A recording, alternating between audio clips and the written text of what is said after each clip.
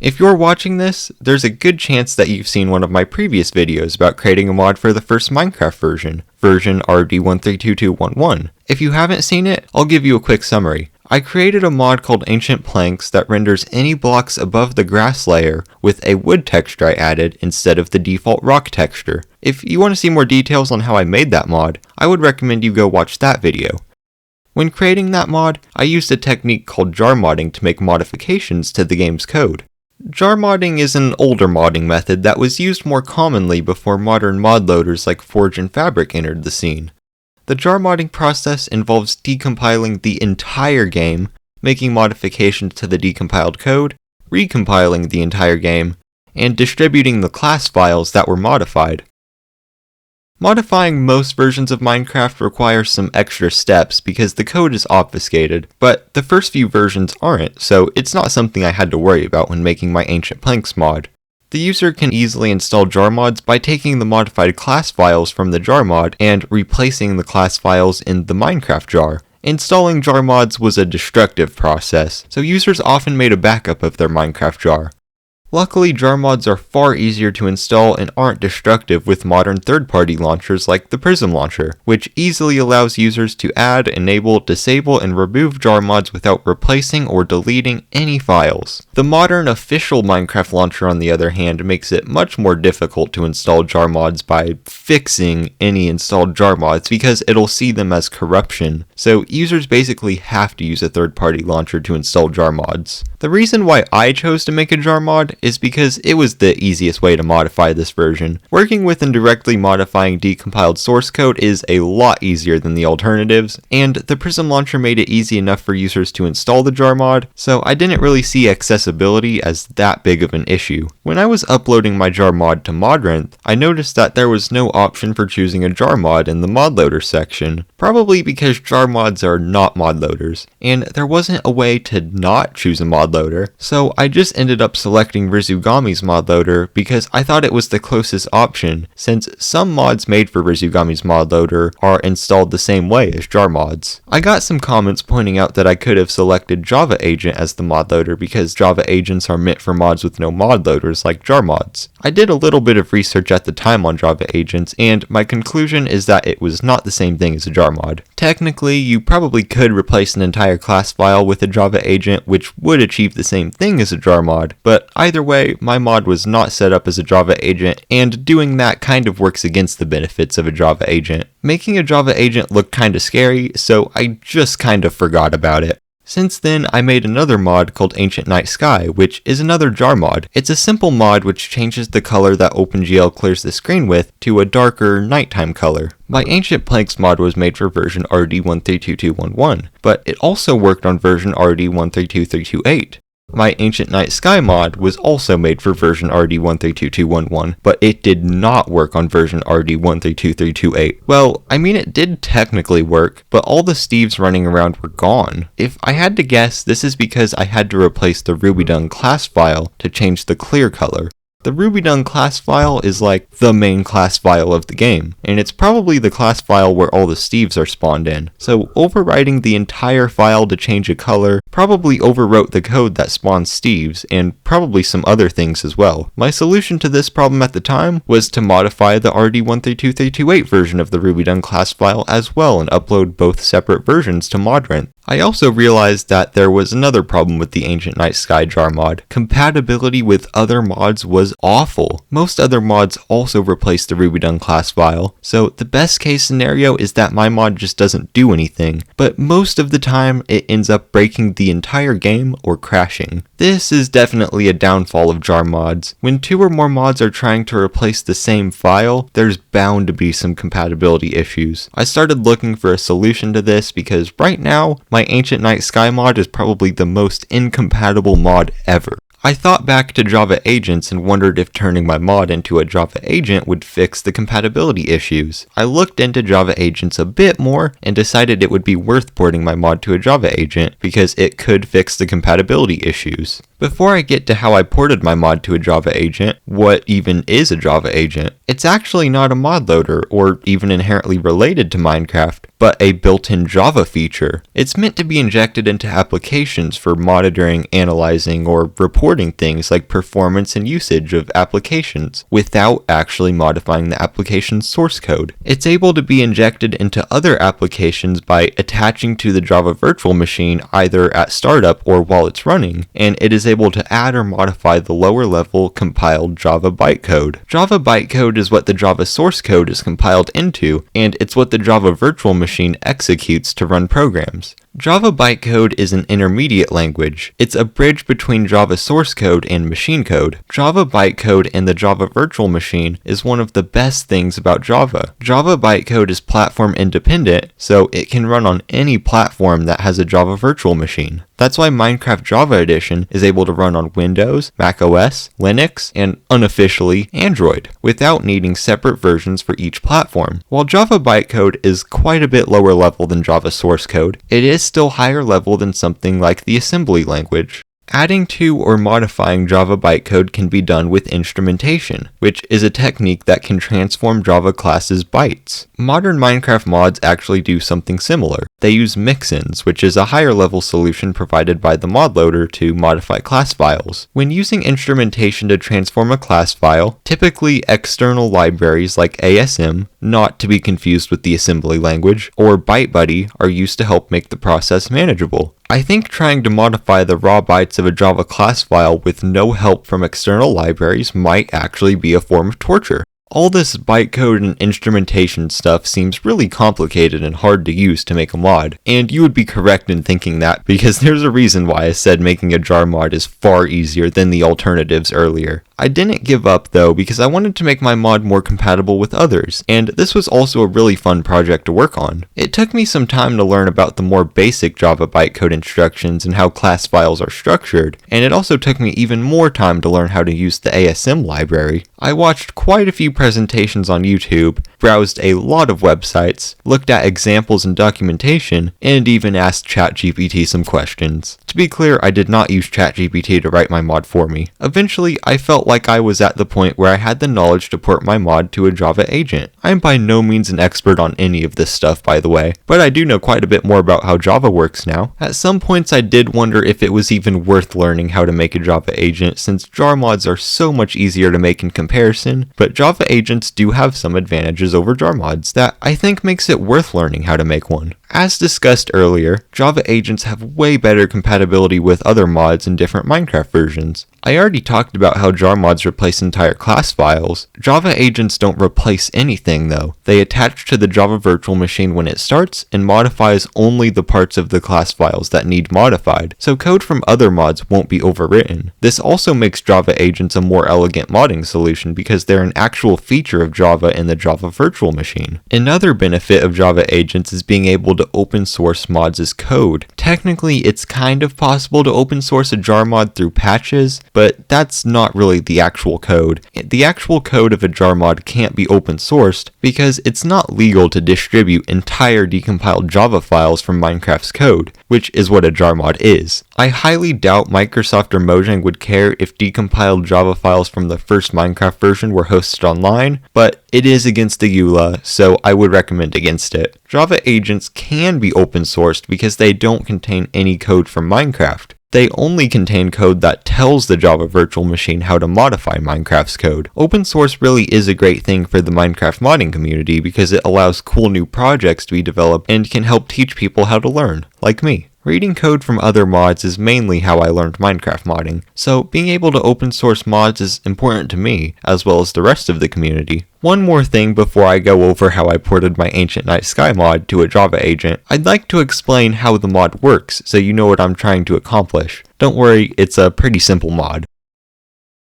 As I mentioned before, the mod changes the color that OpenGL clears the screen with. The function that clears the screen color is called glClearColor, as expected, which is called from the init method, which is in the RubyDone class. The glClearColor method takes in 4 float values, which stand for red, green, blue, and alpha, which are normalized color values, which basically means that they're decimals which can range 0 through 1. The alpha value isn't important for what I'm trying to accomplish, so I'll just ignore it. The RGB values are stored in these variables, which are set up here. I'm not entirely sure why variables are even needed for this, because this is the only spot they're used, but I guess I don't need to know why. I just need to know that changing these variables as values will change the color of the sky. So now that you know what the goal is, I can go over how I ported the mod to a Java agent. The first thing I did was set up a project in IntelliJ, and I used the Gradle build tool so I could easily add the ASM library and make it easier for me and others to build the mod. I also created a Git repository. The project uses Java 8, so I did have to use a slightly older build of Gradle, and I also had to use a slightly older version of the Gradle Up Shadow plugin, which is what I used to build the final jar because it automatically packages the ASM library with it. The ASM library is good with compatibility across Java versions, so I could use the latest version of that. The ASM library has two APIs, the core API and the tree API. I'll give a very simple explanation of each. The core API is event-based, so instructions can be modified or additional instructions can be added as they're visited. The tree API is more object-oriented, so access to all methods and instructions in a class is available at the same time. So it's possible to jump around them, modify, or add instructions anywhere and access instructions as objects. The trade-off is that the tree API has more overhead. I used the tree API for this project. I do want to note that most Java runtimes and development kits do include their own internal version of ASM, but I would recommend against using it just because the Java runtime that the users are using might not include the exact same version or maybe not even include it at all. The internal ASM library is used for the development of Java itself. Including the external ASM library is a better idea because it's not relying on the user's Java runtime to include a version of ASM. After getting Gradle all configured and the ASM library downloaded, I created the main class for the agent. If you've used Java before, you're no doubt familiar with public static void main string args. It's the entry point to every Java program. Java agents use something similar. Instead of main,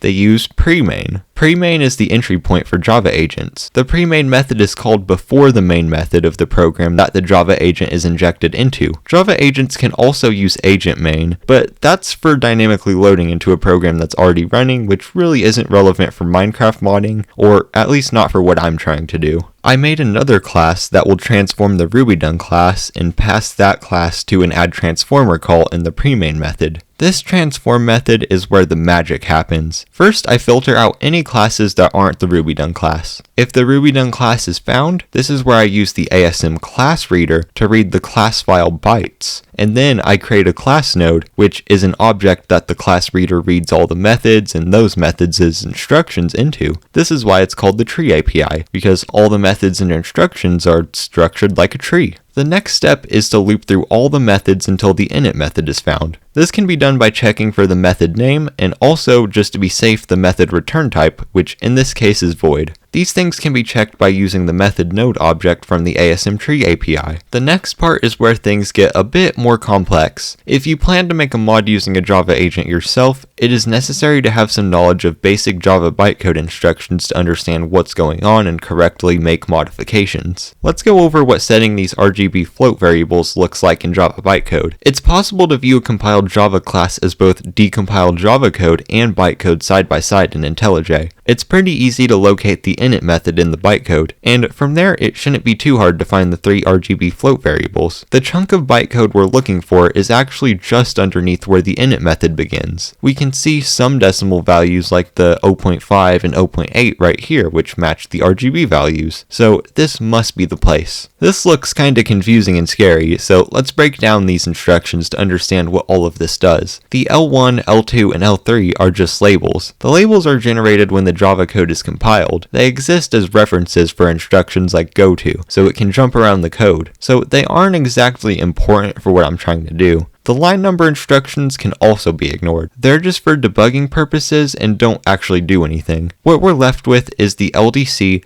fconst1, and fstore instructions. The LDC instruction pushes a constant onto the stack. The stack, put simply, is where values get pushed onto when they need to be used in an operation. This LDC constant 0.5, which is a float value, and also our red color, gets pushed onto the stack. And right after that, the fstore instruction is called, which stores the float value to an index for later use. After that, the same thing is done with the green float value 0.8. In this scenario, the blue float value is slightly different. Since the blue float value is just a 1, the optimized instruction fconst1 is used, which pushes a float value of 1 onto the stack, and then it also gets stored for later. Other optimized instructions similar to this one also exist, like fconst0 and fconst2. Later on in the method, these float values are loaded from the index they were stored to right before the glClearColor method is called, so the method can take those values as arguments. Hopefully you understand how this section of bytecode works a bit better now. You've probably figured out by now that what needs to be done to change the clear color is modifying these LDC and fconst1 instructions. That's easier said than done though. Before modifying these instructions, I need to tell the agent where the instructions are. For us, it's easy to see where they are. We can just point to them right there. But unfortunately, computers don't see things in the same way as us. What about the labels from earlier? Technically, they could be used to locate the instructions, but they shouldn't be used for that though. The entire point of porting this mod to a Java agent is to make it compatible with other mods and versions. All it would take to completely throw off the labels is another mod moving some instructions around or adding things that offset the labels in this method. The best way to locate these instructions is pattern matching. The agent will loop through all the instructions in the method until the pattern LDC 0.5,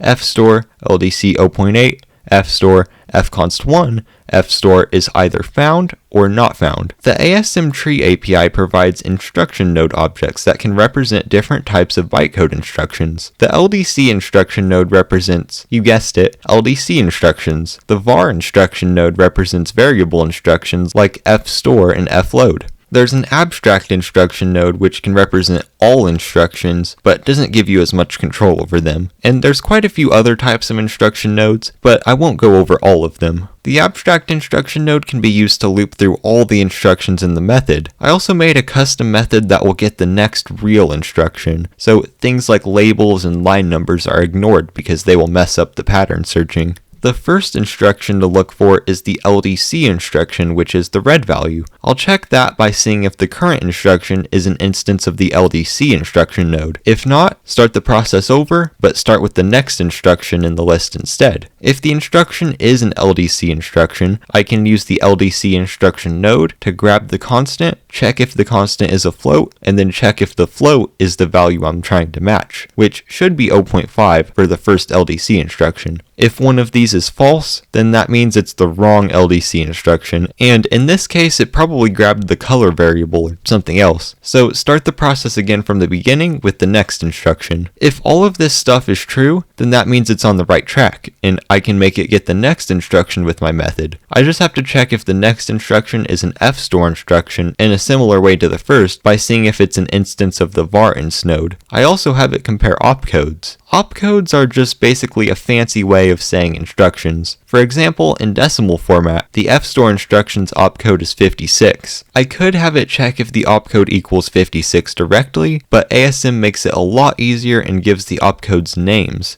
I don't bother checking the index that the value gets stored to, because that's also something that could change if extra things were added or things were modified by other mods. With the instructions that set the red value being found, technically it's possible to just assume the next instructions that push the color values will also be in the right spot. But again, if another mod added things in between these color values in the code, or a similar pattern also exists, and my agent just assumes those extra things are the instructions it's looking for, it can modify things that weren't supposed to be modified and crash or break the game. So just to be safe, I'll make it run the same checks for the green value as well. Checking for the blue value will be a slightly different process because, as covered earlier, the blue value wasn't pushed with an LDC instruction, but the fconst1 instruction. Checking for that instruction is similar to checking for the fstore instructions, but instead of checking if it's an instance of the var instruction node, it checks if it's an instance of the regular instruction node, which represents instructions that don't do any operations, and then it also compares opcodes. After one more check for the last fstore instruction, if everything matched, the pattern has been found. I saved the instruction objects that set the color values to local variables earlier when pattern matching, so all that needs to be done to modify them is set the constant to whatever color value I want. The blue value will need to be set a bit differently. Since it uses an fconst1 instruction to push the value, it needs to be changed to an LDC instruction for any value other than 1 to be pushed. The ASM tree API makes this pretty easy to do. The instruction can be replaced with a new LDC node that's initialized with whatever color value I want. With the pattern matched and modifications made, the hardest part is out of the way. All that's left to do is use the class writer from the ASM library to write and calculate the changes made in the class node and turn the class back into bytes. Those bytes can be returned, and if all goes well, the mod should work. I added some simple Boolean flags for error checking so errors can be outputted to the console for helping users fix problems, and also help me debug the agent. If any problems do occur, it's probably because an incompatible mod is running alongside it, or it's being run with an incompatible Minecraft version. To build and compile the final jar, I used the shadow jar task from the Gradle Up shadow plugin as I mentioned earlier, so the ASM library gets included with the final jar. I also added a necessary attribute to the manifest file in the Gradle build script, which will tell the Java virtual machine where the pre-main class is. Whenever I was testing and debugging this mod, I would build the jar with the shadow jar plugin, and I had a Prism Launcher instance set up with the Java agent Java argument that points to the agent jar file. Every time I needed to test something, I would just build the jar and run the instance and look at the logs to check for problems. And believe me, I had a lot of problems. Modifying Java bytecode is not easy, even with libraries like ASM. I got a lot of confusing and cryptic errors and had to fix a lot of problems. I may have made the process sound like it went really smoothly in this video, but believe me, it was anything but that. That being said, I still think the project was really fun to make. Programming the agent and making this video was all really fun for me, so it makes me really happy that there are people out there that like watching my videos. Anyway, I pushed the project to GitHub so I can make the project open source for anyone to look at. The code isn't the cleanest, and it's not really scalable either, but I think it might be able to help some people learn from it. Also, this is one of the benefits of making a Java agent mod over a jar mod, the ability to open source it. I also published the Java agent version of this mod on Modrinth, and this time I could confidently select Java agent for the mod loader. If you want to install the new Java agent version of this mod, make sure you're using either version RD132211 or RD132328. To install this mod on any launcher, add -Java agent, the path to the downloaded jar, to the Java arguments. On the Prism launcher, an easier way is to go to the version tab and press add agents and select the downloaded jar. I checked out if the compatibility with other mods and versions has been improved, and the results speak for themselves. The mod works with not just RD132211, but also RD132328. It also works with quite a few other mods that either broke or just didn't launch with the jar mod version. I think that'll do it for this video. I hope you enjoyed watching this, even though it was about a bit of a more advanced topic, and also hopefully you learned something new from it. Thank you for watching to the end. I plan on making more Minecraft modding videos, so subscribe for that, and have a good night.